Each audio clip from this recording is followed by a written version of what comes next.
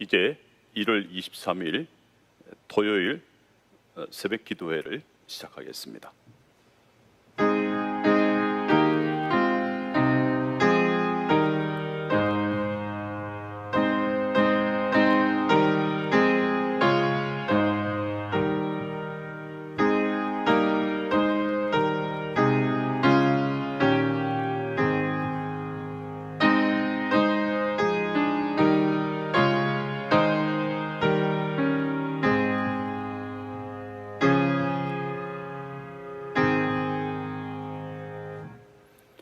사도신경으로 우리의 신앙을 고백합니다. 나는 전능하신 아버지 하나님 천지의 창조주를 믿습니다. 나는 그의 유일하신 아들 우리 주 예수 그리스도를 믿습니다. 그는 성령으로 잉태되어 동정녀 마리아에게서 나시고 본디오 빌라도에게 고난을 받아 십자가에 못 박혀 죽으시고 장사된 지 사흘 만에 죽은 자 가운데서 다시 살아나셨으며 하늘에 오르시어 전능하신 아버지 하나님 우편에 앉아 계시다가 거기로부터 살아있는 자와 죽은 자를 심판하러 오십니다. 나는 성령을 믿으며 거룩한 공교회와 성도의 교제와 죄를 용서받는 것과 몸의 부활과 영생을 믿습니다. 아멘. 우리 찬송가 452장 같이 부르겠습니다. 452장입니다.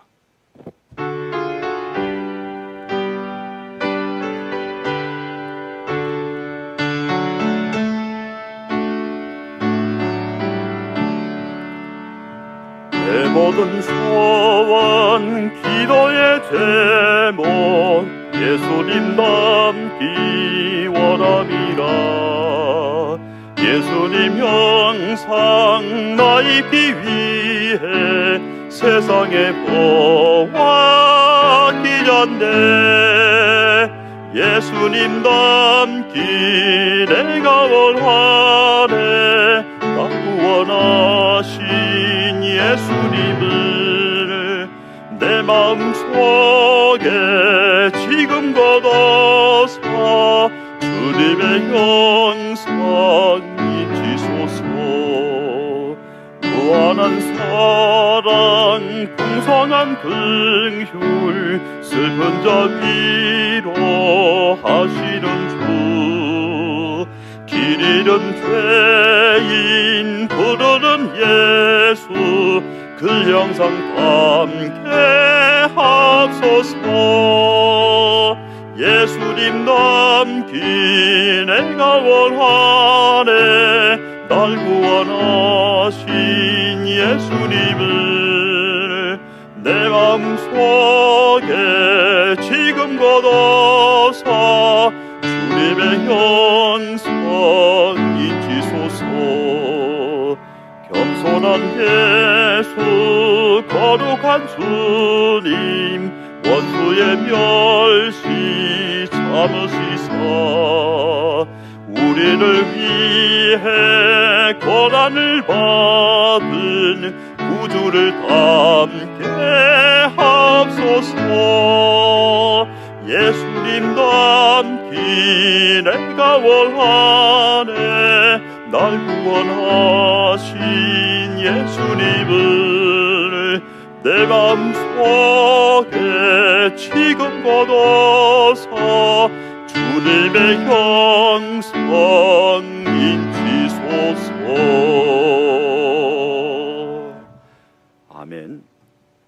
오늘 우리가 읽을 말씀은 마태복음 5장입니다. 마태복음 5장 38절에서 48절까지의 말씀입니다. 마태복음 5장 38절에서 48절까지의 말씀을 제가 봉독하겠습니다. 또 눈은 눈으로 이는 이로 갚으라 하였다는 것을 너희가 들었으나 나는 너희에게 이르노니 악한 자를 대적하지 말라. 누구든지 내 오른편 뺨을 치거든 왼편도 돌려대며 또 너를 고발하여 속옷을 가지고자 하는 자에게 겉옷까지도 가지게 하며 또 누구든지 너로 억지로 오리를 가게 하거든 그 사람과 심리를 동행하고 내게 구하는 자에게 주며 내게 꾸고자 하는 자에게 거절하지 말라. 또 이웃을 사랑하고 내 원수를 미워하라 하였다는 것을 너희가 들었으나 나는 너희에게 이르노니 너희 원수를 사랑하며 너희를 박해하는 자를 위하여 기도하라. 이같이 한즉 하늘에 계신 너희 아버지의 아들이 되리니 이는 하나님이 그 해를 악인과 선인에게 비추시며 비를 의로운 자와 불의한 자에게 내려주십니다. 너희가 너희를 사랑하는 자를 사랑하면 무슨 상이 있으리요? 세리도 이같이 아니하느냐? 또 너희가 너희 형제에게만 무난하면 남보다 더하는 것이 무엇이냐? 이방인들도 이같이 아니하느냐? 그러므로 하늘에 계신 너희 아버지의 온전하심과 같이 너희도 온전하라. 아멘. 기도하겠습니다. 어둠은 빛을 감당할 수 없음을 아나이다. 우리들을 돕고 있는 어두움도 환한 빛으로 몰아내어 주시옵소서. 그리하여 빛이 가득한 길로 걸어감이 기쁨이 되게 하시기를 원하나이다. 이 시간 성령께서 말씀을 전하는 자나 말씀을 듣는 모든 이들에게도 말씀하시기를 바라오며 우리 주 예수 그리스도 이름으로 기도합니다. 아멘. 세상은 만만하지 않습니다. 그런 것을 알기에 먼저 보호 본능이 앞서는 것은 어쩔 수 없는 일입니다. 그런데 이런 우리들을 아시는지 모르시는지 예수님은 이 시대에 맞지 않는 말씀을 오늘 본문을 통해서 하고 계시지 않나 그렇게 여깁니다. 그래서 우리들은 우리들의 이 현실과 예수님의 이 말씀 사이에서 늘 이 고뇌하며 고민하며 살고 있는 것이 바로 그것이 정직한 대답이지 않을까 저는 그렇게 봅니다. 주기도문에는 이런 기도가 나옵니다. 우리가 우리에게 잘못한 사람을 용서하여 준 것 같이 우리 죄를 용서하여 주시고 우리가 우리에게 잘못한 사람을 용서하여 준 것 같이 우리 죄를 용서하여 주시고 이렇게 나옵니다. 그런데 저는 언제부터인가 이 기도문의 이 앞부분 곧 우리가 우리에게 잘못한 사람을 용서하여 준 것 같이 이 부분을 은근슬쩍하게 넘어가기 시작했습니다. 어떤 때는 습관적으로 했던 주기도문이 언제부터인가 그 부분을 제가 감당할 수 없기 때문에 그냥 이렇게 외우듯이 습관적으로 외워지지가 않더라는 것입니다. 그래서 우리가 우리에게 잘못한 사람을 용서해 준 것 같이 이 기도문에 나오는 내용을 그냥 넘어갈 수가 없기 때문에 은근슬쩍 넘어가기 시작했습니다. 목사가 왜 그런가 하시겠지만 여러분 목사도 사람입니다. 감당할 그 말씀, 그 기도문의 이 말씀을 감당할 수가 없기 때문입니다. 그래서 모든 설교는 교인들을 향하는 것이 아니라 오히려 설교하는 그 목사 자신을 향하는 것이 되어야 된다고 종교개혁자 칼빈은 그렇게 이야기를 했습니다. 그래서 오늘 마태복음 5장의 말씀이 제게는 참 어려운 말씀입니다. 어렵기 때문에 또 저를 향한 주님의 말씀이기도 합니다. 말씀은 쉽지만은 그 말씀을 따라 산다는 것이 어렵기 때문에 그 말씀이 제게는 어려운 것입니다. 하지만 저를 위한 말씀이기도 하지만 또한 여러분을 위한 말씀이 되기를 간절히 바랍니다. 우리가 오늘 본문을 보면서 두 가지를 생각해 볼 수 있겠습니다.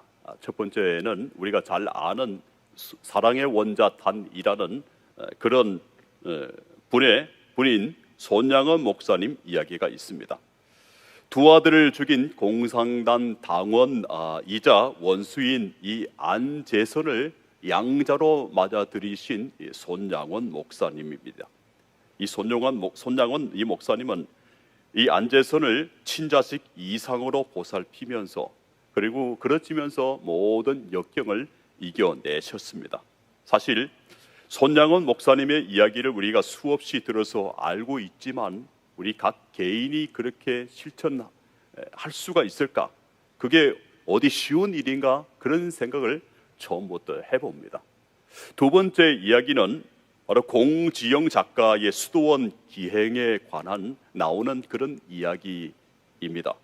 이 이야기가 오히려 우리 자신에게 더 가깝지 않을까 그렇게 여겨집니다. 공지영 작가는 이렇게 말합니다. 유럽에 가서 하는 이야기를 지금 이야기하는 거예요. 이렇게 이야기합니다. 나는 쉽게 용서하는 사람을 믿지 않아요. 무작정 너그러운 사람도 믿지 않고요. 예수님도 십자가의 형이 다 끝나갈 무렵에야 아버지 저들을 용서하여 주십시오라고 했잖아요. 십자가의 고통도 거치지 않고 잘도 용서하는 거 그거 교만이거나 위선이거나 둘 중에 하나 아니에요. 아닌 건 아니라고 먼저 인정하고 그 다음에 용서를 하든지 이해를 하든지 안 그러고 건너뛰면 꼭 후유증을 앓게 되더라고요.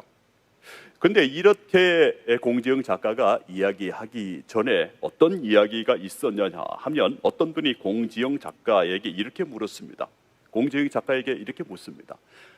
작가님, 누군가를 죽도록 미워해 본 적이 있으세요? 이렇게 이야기하니까 공지영 작가가 이렇게 이야기합니다. 누군가를 죽이고 싶도록 미워해 본 적은 있지요 라고 했습니다. 그러면서 질문했던 분이 다시 묻습니다. 누군가를 죽이고 싶었을 때 뭐라고 기도하셨나요? 그 사람을 용서하게 해달라고 말했어요. 왜요? 그래야 한다고 생각했어요.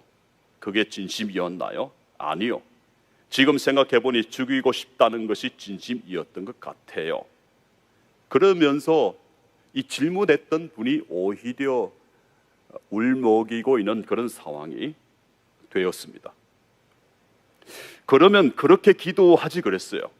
하나님 마음에 안 드셔도 어쩔 수 없지만 죽여버리고 싶은 생각뿐이라고. 지금 제게는 그 생각뿐이라고. 그러니 하나님이 좀 죽여주면 안 돼요? 하고서 어린애처럼 물어볼 수는 있는 거잖아요. 그렇다고 하나님이 내 기도를 들어주셔서 그 사람을 죽이고 그런 일은 없으니까 안심도 되고 입으로 아무리 착한 소리만 해도 어차피 하나님은 내가 숨기려는 우리 마음까지도 알고 계시는 분이실 텐데 이런 대화 후에 공지영 작가는 성당에 들어가서 엉엉 울면서 기도했습니다. 하나님, 그 사람을 용서하는 말일랑은 하지 마세요. 설사 그것 때문에 제가 지옥에 간다고 해도 물론 지옥에 가는 건 무섭지만 그래도 지금 저는 그 사람만은 용서할 수가 없습니다. 그 말만은 하지 마세요. 하나님, 다른 건 다 돼도 그것만은 안 됩니다. 그렇게 울면서 기도하기 시작했습니다. 공정 작가는 이렇게 이야기합니다. 사실 지옥은 누가 우리를 억지로 보내버리는 곳이 그런 곳이 아니었나 보다. 곁에 두고 그를 정오하던 마음이 사랑이 미움 앞에서 무력하게 사라지던 걸 속수무책 바라보아야 했던 그 시절이 내 스스로 걸어 들어간 지옥이었을 뿐. 그렇게 이야기를 해주고 있습니다. 제가 두 가지 이야기를 드렸는데요. 첫 번째는 사랑의 원자탄의 주인공이신 손양원 목사님이 자기 자신의 두 아들을 죽인 공산당 당원인 이자 원수인 안재선 씨를 자신의 양자로 맞아서 돌보아 주었다는 것. 두 번째는 공지영 작가의 이야기를 드렸습니다. 용서할 수 없습니다. 죽여버리고 싶습니다. 그러면서 울면서 기도하면서 오히려 그렇게 용서할 수 없는 것이 내 안에 지옥을 만들었다고 고백하는 그렇게 정리해 볼 수 있습니다. 저는 오늘의 말씀을 살피면서 46절과 47절의 끝에 나오는 말씀에 오히려 눈길이 갔습니다. 너희가 너희를 사랑하는 자를 사랑하면 무슨 상이 있으리요? 세리도 이같이 아니하느냐? 그리고 이방인들도 이같이 아니하느냐 하면서 세리와 이방인들도 똑같이 하는 것, 그런 것에 대해서 이야기를 하고 있습니다. 사실 예수님이 이렇게 제자들에게 말씀하시고 우리들에게 말씀하시는 것은 바로 우리들의 현 주소가 현재 세리요 이방인 수준이라는 것 때문에 말씀하고 있지 않은가, 그렇게 저는 보았습니다.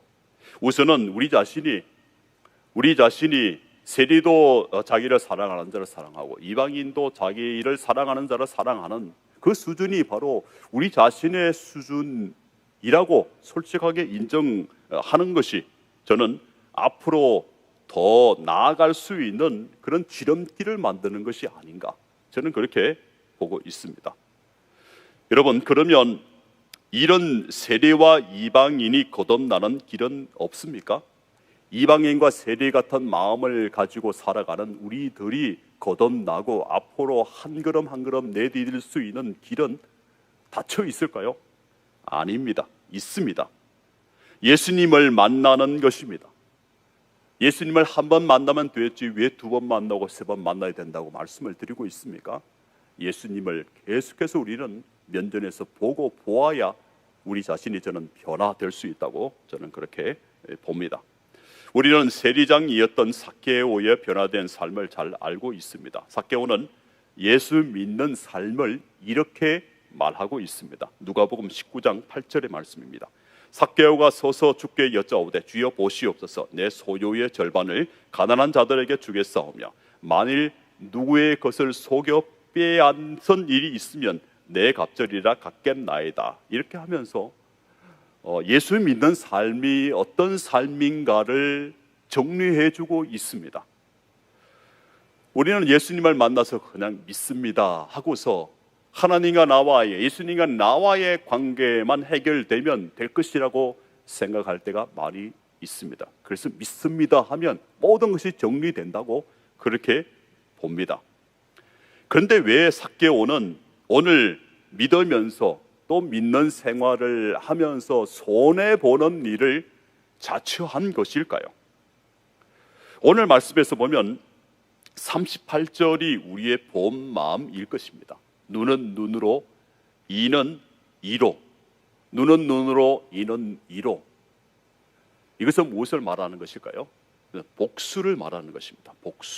복수하고 싶은 마음이 우리의 본 마음입니다.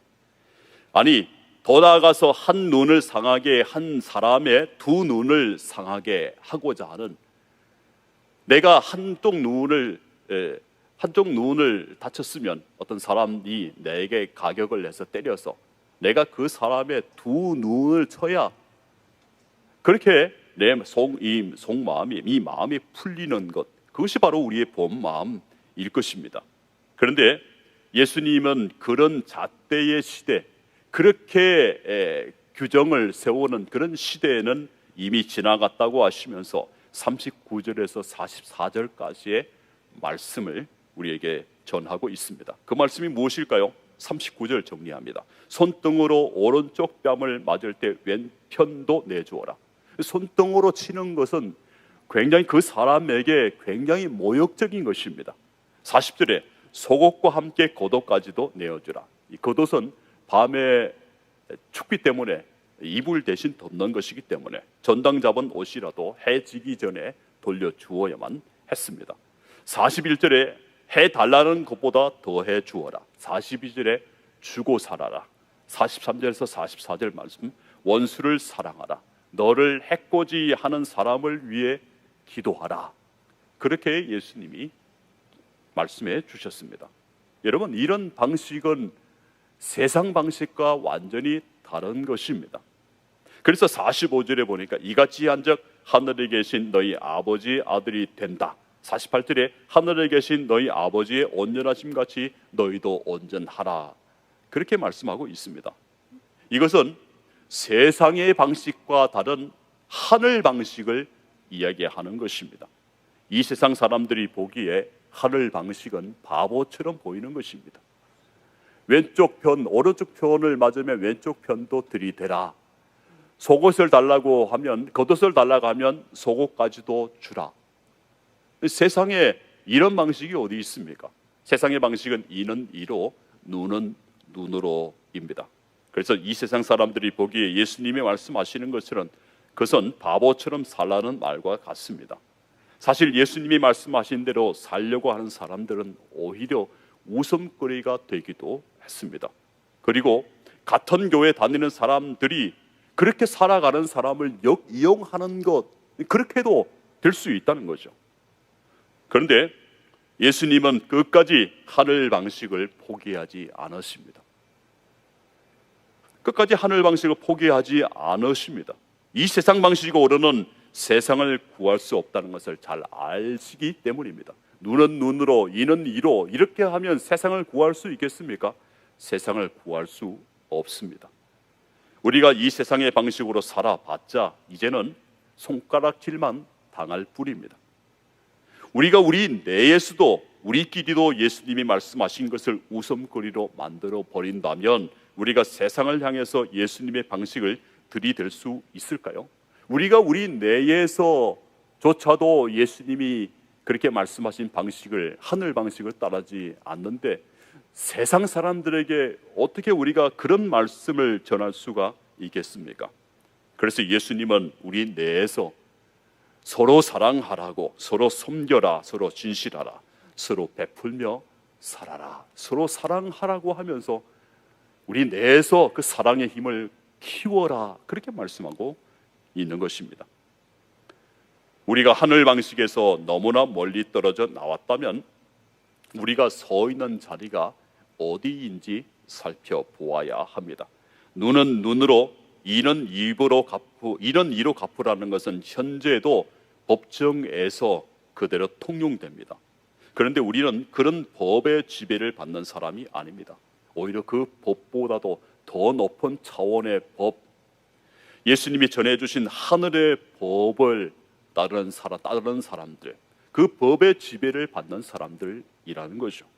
예수님이 말씀하신 대로만 사는 그런 세상이 올까요, 안 올까요?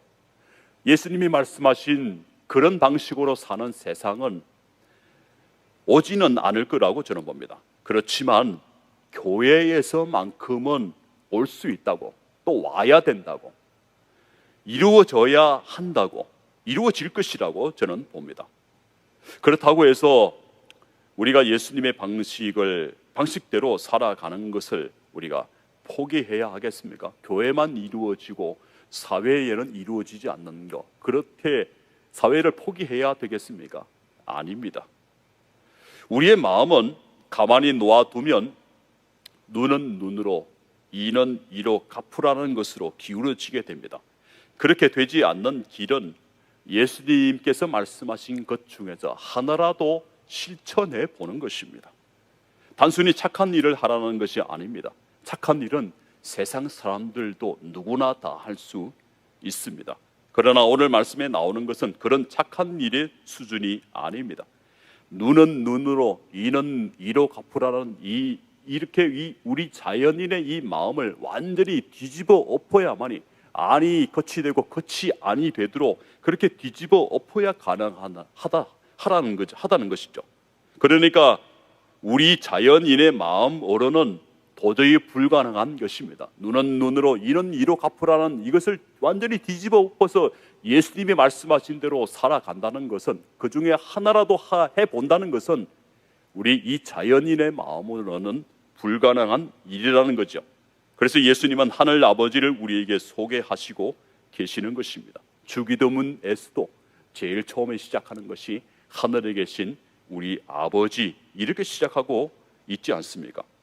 오늘 말씀에서 우리가 할 수 있는 것을 고르라고 하면 몇 가지를 들 수 있는데요. 41절에 더해 주어라, 42절에 주고 싶지 않은 사람에게 주라, 44절에 불쌍히 여겨 기도하라는 것입니다. 이 세 가지는 우리가 충분히 해볼 수 있지 않을까, 그렇게 해서 제가 뽑아보았습니다. 물론 말씀을 뽑아서 나눠서 하는 그런 것은 아니지만은 그래도 우리가 가장 쉽게 해볼 수 있는 것, 그것을 제가 말씀드리고 있는 것입니다. 그러고 보니까 내가 받는 것이 아니라 다 주라는 말씀입니다. 다 주라. 내가 받는 것 중심이 아니라 다 주는 삶을 살아야 된다.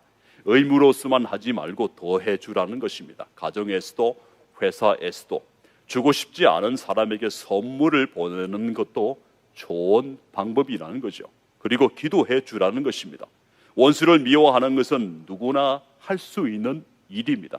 그렇게 되면 정오로 가득한 인생이 될 것입니다. 그러면 공지영 작가의 말처럼 내 스스로 걸어 들어간 지옥을 만들며 살아가는 삶일 수밖에 없습니다. 여러분, 사람의 힘으로는 용서할 수 없는 일들이 많습니다.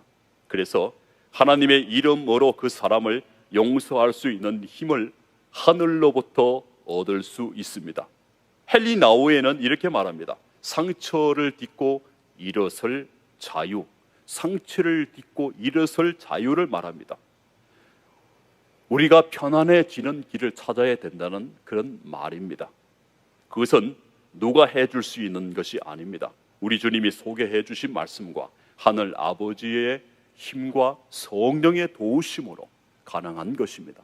먼저는 내 자신이 상처를 딛고 일어설 자유를 이용해서 우리가 편안해지는 길을 꼭 찾아야 하겠습니다. 이제 말씀을 맺습니다. 우리는 하늘 아버지의 자녀라는 것을 꼭 기억해야 하겠습니다. 하나님의 자녀는 자녀의 권세가 있습니다. 그래서 요한복음 1장 12절에 영접하는 자 곧 그 이름을 믿는 자들에게는 하나님의 자녀가 되는 권세를 주셨으니 하면서 그렇게 말씀하고 있습니다. 그래서 오늘 저는 오늘 본문의 이 말씀을 이렇게 말하고 말씀드리고 싶습니다. 오늘 본문의 말씀은 하나님의 자녀로서의 권세에 관한 이야기다.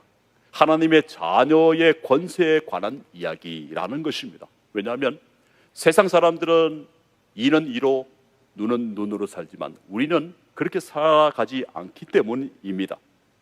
세상은 할 수 없는 일을 하는 것이 하나님의 자녀가 가진 권세입니다. 그 권세를 사용할 때 우리는 고린도후서 4장 8절에서 10절처럼 되는 것입니다. 우리가 사방으로 우겨쌈을 당하여도 쌓이지 아니하며 답답한 일을 당하여도 낙심하지 아니하며 박해를 받아도 버림받지 아니하며 거꾸로 떠림을 당하여도 망하지 아니하고 우리가 항상 예수의 죽음을 몸에 짊어지면 예수의 생명이 또한 우리 몸에 나타나게 하려 함이라. 그렇게 말씀을 하고 있습니다. 하나님의 자녀의 권세를 사용해서 오히려 우리가 예수님의 이 말씀을 따라서 살아가는 귀한 그런 저와 여러분이 되기를 간절히 바랍니다. 기도하겠습니다. 주신 말씀 감사합니다. 쉽게 살라고 말씀하지 않으시고 힘들더라도 주님의 길을 걸어라는 말씀을 들었나이다. 들음이 믿음이 되고 믿음이 삶의 방식이 될 수 있도록 성령이시여 도와주시옵소서. 예수 그리스도 이름으로 기도합니다. 아멘.